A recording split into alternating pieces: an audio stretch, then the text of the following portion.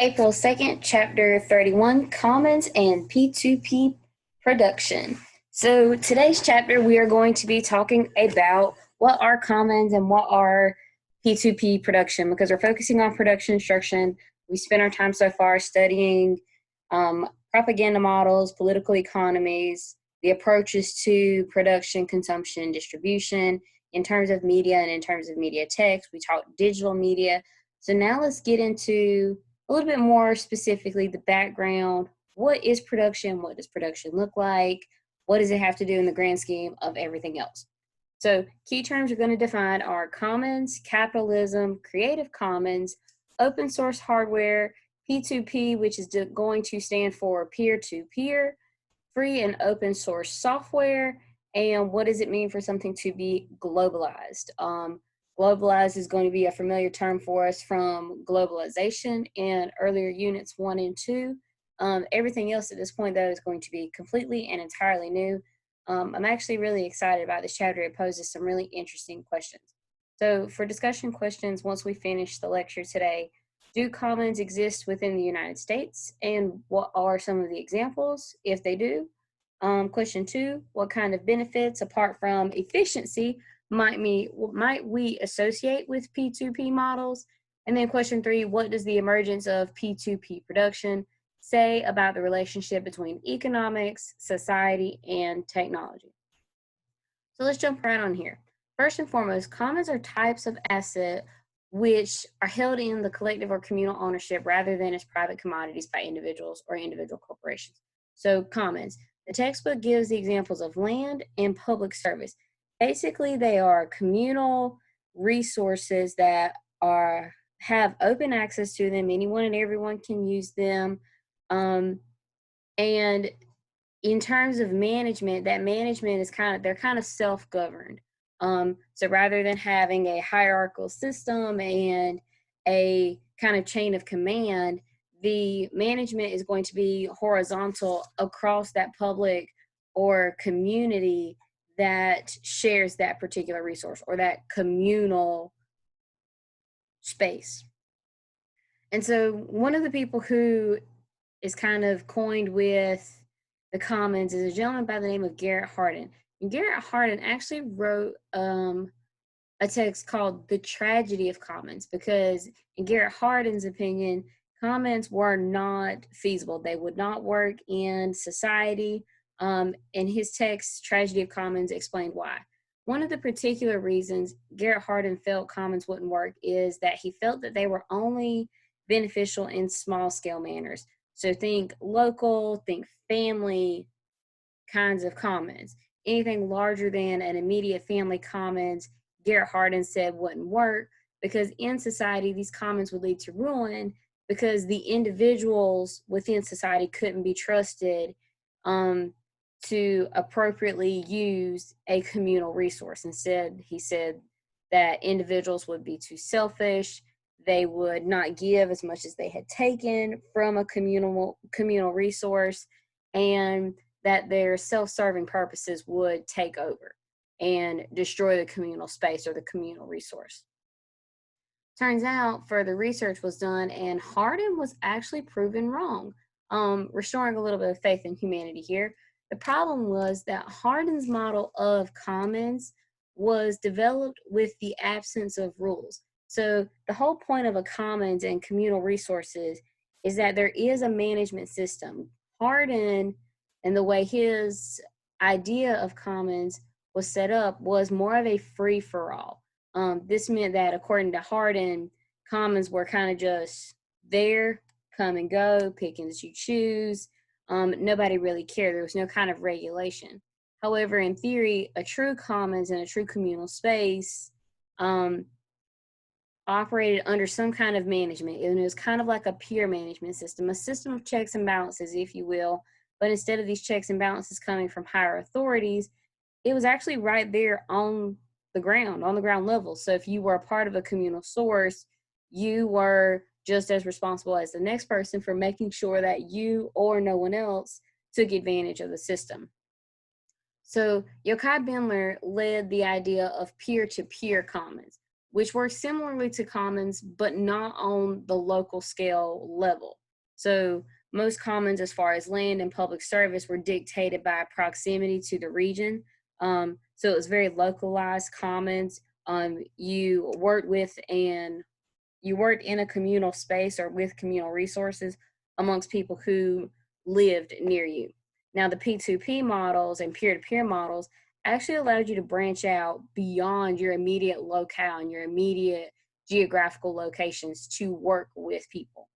And similar to the P2P model, we have the free open source software. So now we get into these digital medias and the Creative Commons in the digital space, in the digital environment. And what happens is that users are allowed to examine, explore, alter, and improve upon existing versions. Users also with little technical coding ability can create complex and stylish participatory digital medias. So think Wikipedia versus the Encyclopedia Britannica. Encyclopedia Britannica, privately owned, privately funded, privately run, but still very well up to date, upkept, accurate information. Everything's all good on the up and up. But then you have Wikipedia. Wikipedia, stereotypically now not known for being a well regulated source of information, but there are bits and aspects to Wikipedia that can prove valid, particularly in the mathematics and sciences region, because those are cold, hard facts. A mathematical equation is a mathematical equation. A scientific formula is that one scientific formula. There is no open to interpretation there. So the P2P and free open source software of Wikipedia allows for it to be the commons space, which is the equivalent of the Encyclopedia Britannica, which is privately owned, funded, and run. So what they found was these commons-led approaches have actually been able to compete economically with these private alternatives. So Wikipedia is just as often mentioned and referenced, believe it or not, as Encyclopedia Britannica, even though Encyclopedia Britannica, according to like a Marxist theory, should be more popular and should be held to a higher regard because it's privately owned and funded. Wikipedia not, but Wikipedia is still giving Encyclopedia Britannica a pretty good run for their money there. And then we have the fact that power, and with this, so going off of that idea that Wikipedia is competing with Encyclopedia Britannica, powerful economic actors cannot simply ignore these P2P models. So Encyclopedia Britannica, you can't just say, oh, Wikipedia is nobody. You got to give them credit where credit's due here. And you have to acknowledge that there is some merit to these P2P models and these FOSS models in the event that they are competitive with our privately funded organizations. And so with P2P and with FOSS, we have OSH systems. They are systems where information for various kinds of devices can be shared. For example, 3D printers. So if you don't know what a 3D printer is, it's a printer that prints in 3D. Grey's Anatomy, for my folks who have watched it. What they're able to do with a 3D printer is take a computer model of something, mock it up on their little software, create a 3D rendering of it in digital space, send it to a 3D printer, and print it. There would be that physical object. So let's say a fork or a spoon.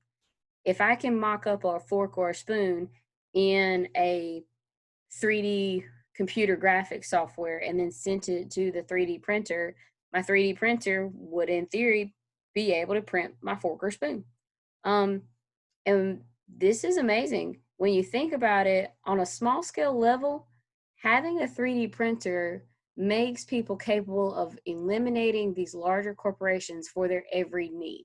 So let's say plates or cups.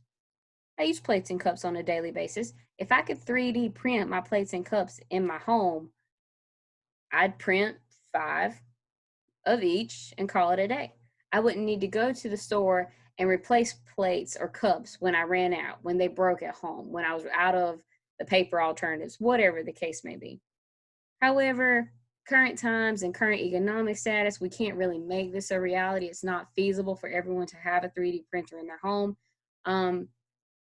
But there is the idea that that possibility is there. If we're looking for alternatives, if people are looking for ways to step out of the need and the dependency on larger corporations and companies, 3D printing is there.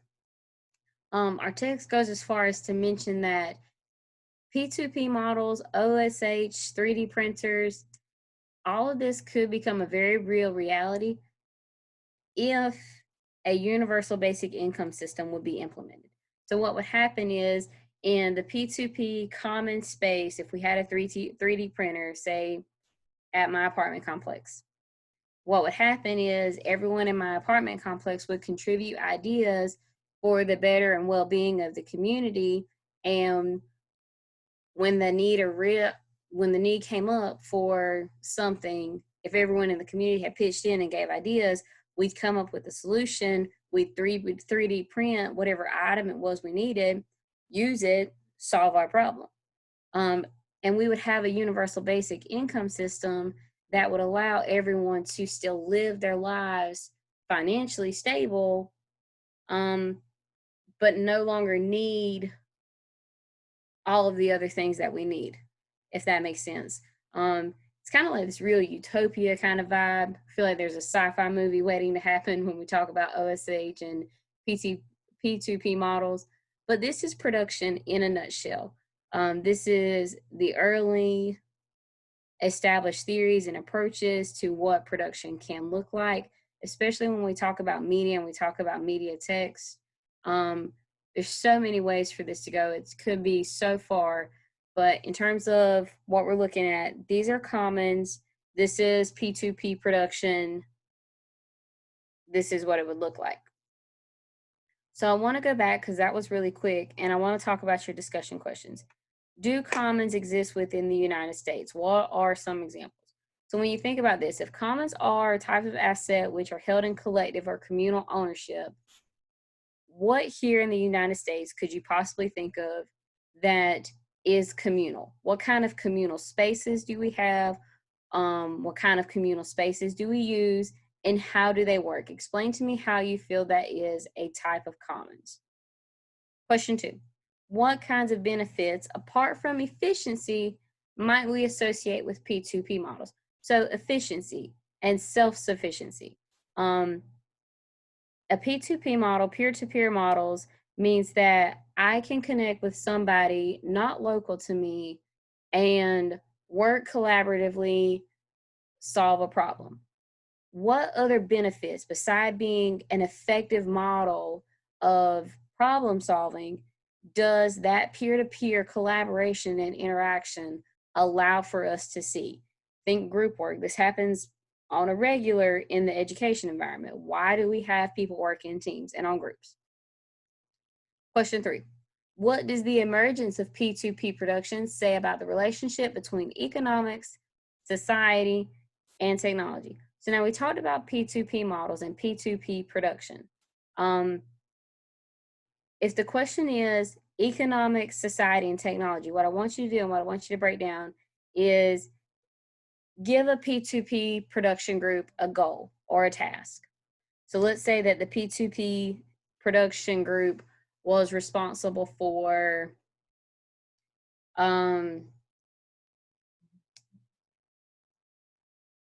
creating a transportation alternative. How would that P2P production of an alternative transportation model do economically? What would it do for society? And what would it do, or how would it impact or include technology? All right. So chapter 31, pretty straightforward. Commons and P2P production. Really interested to see what you guys come up with your discussion questions here. Keep in mind, this particular chapter is on your quiz on Friday, April 3rd. So make sure that you read the text. There's a lot there in that text that I did not explicitly go over today in these particular notes, but your notes here are detailed and should be able to kind of fill in the blanks for you along with this lecture. As always, any questions, let me know. Thank you, and we will do chapter 32 next.